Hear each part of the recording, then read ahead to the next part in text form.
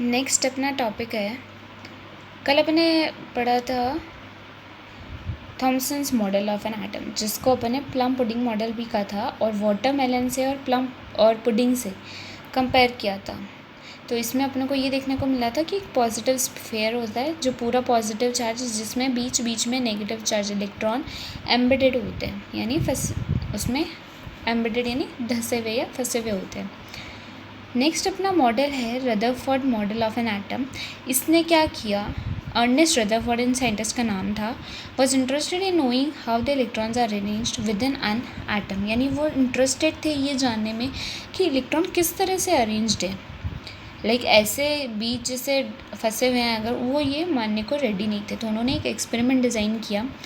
उसमें क्या किया उन्होंने, एक फास्ट मूविंग अल्फ़ा पार्टिकल, ये जो अंडरलाइन लाइन है आप लोगों को भी अंडरलाइन करनी है, मीनिंग लिखना है जो मैंने लिखा है ताकि नॉलेज में रहे आपके। तो fast moving alpha particles were made to fall on a thin gold foil, एक पतली गोल्ड की फॉइल उन्होंने ली और उस पर उन्होंने अल्फ़ा पार्टिकल्स को डाला। ठीक है, अल्फ़ा पार्टिकल्स किसे कहते हैं, हीलियम के पार्टिकल होते हैं वो, दैट इज़ 4He2, यानी 4 उसका मास होता है यहाँ पे, तो वो अल्फ़ा पार्टिकल कहलाता है जिस हीलियम एटम का मास 4 है। तो उस अल्फ़ा पार्टिकल को उन्होंने उस थिन गोल्ड फॉइल पे अलाउ किया फॉल करने के लिए, यानी गिरने के लिए, उस पर बम्बार्डमेंट किया उसका। He selected a gold foil because he wanted as thinner layer as possible. उन्होंने गोल्ड फॉइल को ही क्यों चूज़ किया, क्योंकि वो चाहते थे वो लेयर बहुत ज़्यादा थिन हो, जितनी पॉसिबल हो सकती है उतनी थिन हो। This gold foil was about 1000 atoms thick, इतनी छोटी थी वो, 1000 atoms thick. Alpha particles are doubly charged helium ions. Alpha particles क्या होते हैं, डबली चार्ज्ड हीलियम आयंस, जिन पे चार्ज 2 होता है, मास 4 होता है, जिसको अपन ऐसे भी लिख सकते हैं 4He2। Since they have a mass of 4 unit, the fast moving alpha particle have a considerable amount of energy, क्योंकि उनका मास 4 एटॉमिक यूनिट है, दैट इज़ 4U। तो फास्ट मूविंग पार्टिकल यानी उनके पास काफ़ी अमाउंट ऑफ एनर्जी होती है। ठीक है, मास कम है, फास्ट मूविंग है, तो कुछ ना कुछ एनर्जी तो होगी। Third, it was expected that alpha particle would be deflected by the sub atomic particles in the gold atom. अब देखो, ये जो अल्फ़ा पार्टिकल एक तरफ राइट हैंड साइड में गोल्ड फाइल रखा है और लेफ्ट हैंड साइड से वो हीलियम पार्टिकल्स को भेज रहे हैं, उन पे अल्फ़ा पार्टिकल्स को। अब उन्होंने ये सोचा कि ये अल्फ़ा पार्टिकल अगर जाके गोल्ड फॉइल से टकराएंगे तो गोल्ड में भी तो कुछ ना कुछ एटम है, क्योंकि हर एलिमेंट में अपने को पता है एटम्स होते हैं, हर मैटर में, तो गोल्ड में भी एटम्स होंगे। तो उन्होंने कहा कि जो गोल्ड के एटम के सब एटॉमिक पार्टिकल्स हैं, यानी इलेक्ट्रॉन और प्रोटॉन जो अभी तक डिस्कवर हुए थे उनके अकॉर्डिंग, तो वो सब एटॉमिक पार्टिकल से कहीं ना कहीं ये डिफ्लेक्ट होने चाहिए, यानी उनसे दूर जाने चाहिए, टकरा के आने चाहिए, या ऐसा कुछ होना चाहिए। Since the alpha particle were much heavier than the protons, he did not expect to see large deflection. अब उन्होंने सोचा कि अल्फ़ा पार्टिकल तो काफ़ी हैवी है प्रोटॉन से, है ना, उनका वेट ज़्यादा है, तो उन्होंने एक्सपेक्ट किया था कि बहुत ज़्यादा डिफ्लेक्शन देखने को नहीं मिलने वाला है। पर देखो आगे हुआ क्या, जब उन्होंने एक्सपेरिमेंट परफॉर्म किया,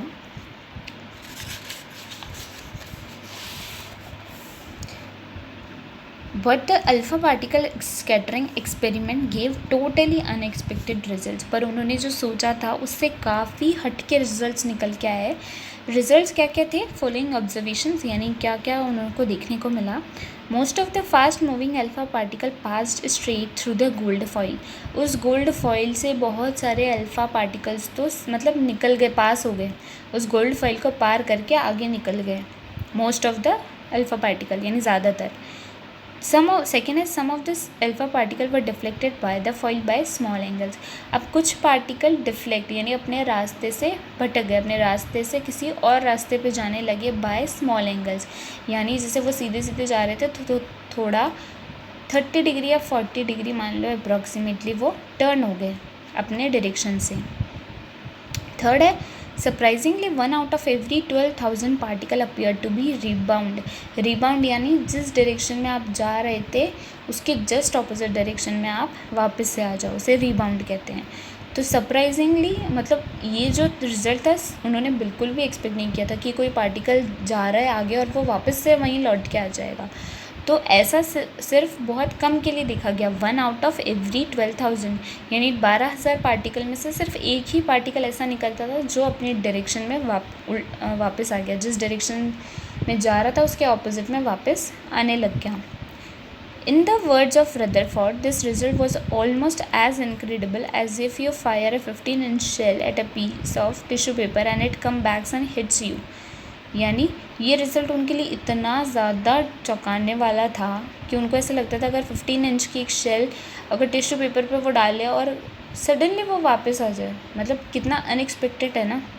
एंड हिट्स यू, ये तो अभी अपन ने ये पढ़ लिया टॉपिक, इसलिए काफ़ी अपन को कॉमन लगता है, बट जब डिस्कवरी हुई थी तो उनके लिए कितना यूनिक टॉपिक रहा ये, है ना, कितना इंटरेस्टिंग रहा कि ऐसे भी पॉसिबल है क्या कि कोई वापस अपनी डायरेक्शन में कैसे आ गया, मैंने उसको आगे की तरफ धक्का दिया और उसके अंदर गोल्ड एटम, यानी उस गोल्ड के एटम के अंदर ऐसा क्या था कि वो वापस से उसने इसको उसी डायरेक्शन में भेज दिया।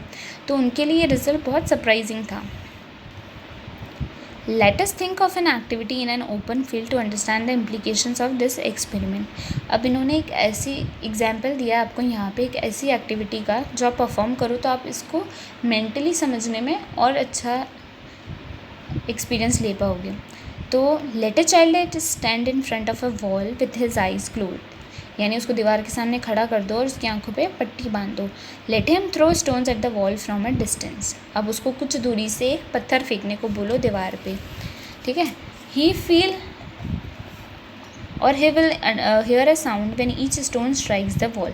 अब देखो अगर दीवार है सामने, आपकी आंखें भी बंद और एक पत्थर दे दिया आपको, तो आप हिट करोगे कहीं ना कहीं तो वो लगेगा ही, तो आपको कुछ ना कुछ साउंड ज़रूर सुनाई आएगा, ठीक है। 10 टाइम रिपीट करना है बोला है उसने इसको, तो 10 टाइम्स भी अगर आपने उसको रिपीट किया तो वो 10 टाइम्स आपको साउंड आएगा। चाहे आपकी आंखों पे पट्टी पर दीवार कितनी बड़ी है ना, तो कहीं ना कहीं तो हिट होगा, कहीं ना कहीं से साउंड आएगा ही आएगा। But if a blindfolded child were to throw stones at a barbed wire fence, पर फेंसिंग पता है ना आपको किस तरह से की जाती है, पतले पतले तार लेके थोड़े थोड़े गैप में लगाए जाते हैं बाउंड्री पे।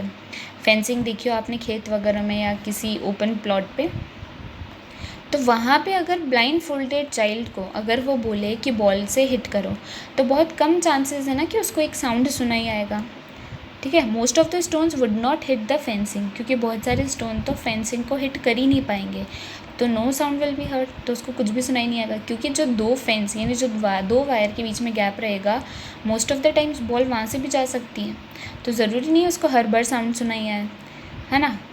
तो this is because there are lots of gaps in the fence which allow the stone to pass through them, तो वो गैप में से अगर बॉल चली गई या स्टोन चला गया तो उसको वो सुनाई नहीं आएगा साउंड। तो उस एक्सपेरिमेंट को नज़र में रखते हुए इसने अपने एक्सपेरिमेंट को कंपेयर किया, यानी इसने देखा कि बहुत बार तो बॉल सीधे सीधे, यानी बॉल से यहाँ पे क्या मतलब है, अल्फ़ा पार्टिकल का, यानी बहुत बार तो वो सीधे सीधे ही गुजर गई, यानी वहाँ पे जब वो सीधे सीधे निकल गई यानी उस स्पेस में कुछ भी नहीं था, क्योंकि कुछ भी नहीं था तभी तो वो किसी से टकराया नहीं, उसने अपनी डायरेक्शन नहीं बदली बिल्कुल भी और सीधे सीधे चला गया, है ना। अपन जैसे यहाँ फेंस पे देखें अपन, तो फेंस में यही होगा कि उसमें दो वायर के बीच में जो गैप है वहाँ से बॉल सीधे सीधे पास हो जाएगी, क्योंकि वहाँ कोई चीज़ ही नहीं है जिससे वो डिफ्लेक्ट हो सके, ठीक है। तो अब इस एक्सपेरिमेंट को दोनों में कंपेयर करते हुए उसने कुछ पॉइंट्स निकाले। फर्स्ट पॉइंट है most of the space inside the atom is empty, यानी बहुत सारा स्पेस तो खाली है, because most of the alpha particle यानी बहुत ज़्यादातर अल्फ़ा पार्टिकल तो सीधे सीधे गोल्ड फॉइल में से निकल के आगे बढ़ गए, इसका मतलब वहाँ पे कुछ भी नहीं था जो उसको टक्कर मार सके, यानी वो स्पेस खाली थी, ठीक है। सेकेंड पॉइंट क्या निकल के आया, very few particle were deflected from there path indicating that the positive charge of the atom occupies very little space, है ना। बहुत से कम पार्टिकल थे जो कि अपने डायरेक्शन से डिफ्लेक्ट हुए, अपने पाथ से, अपने रास्ते से भटके, इसका मतलब पॉजिटिव चार्ज ने बहुत कम जगह ले रखी है पूरे एटम में, है ना। थर्ड पॉइंट ये निकल के आता है, a small fraction of alpha particle were deflected by 180 degree, rebound किया ना, 1 आउट ऑफ एवरी 12,000 पार्टिकल ने रिबाउंड किया, यानी तो बहुत स्मॉल फ्रैक्शन, बहुत ही कम ऐसा फ्रैक्शन होता है जो कि 180 डिग्री से डिफ्लेक्ट होता है, यानी पूरा का पूरा अपना रास्ता उल्टा कर लेता है, indicating that all the positive charge and mass of the gold atom were concentrated in a very small volume with in the atom.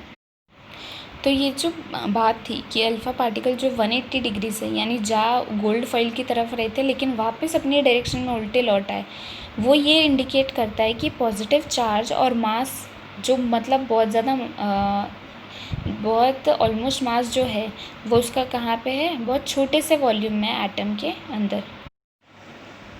तो क्या इससे बस निकल के आ रहा है कंक्लूजन कि पॉजिटिव चार्ज और मास ऑलमोस्ट बहुत से छोटे से वॉल्यूम में कंसनट्रेटेड है दोनों चीज़ें एटम के अंदर। From the data he also calculated that the radius of nucleus is about 10⁵ times less than the radius of the atom. Atom और न्यूक्लियस से यहाँ क्या मतलब है, जो पॉजिटिव चार्ज होता है सेंटर में होता है जो एटम के, उसे न्यूक्लियस कहते हैं, और पूरा का पूरा एटम।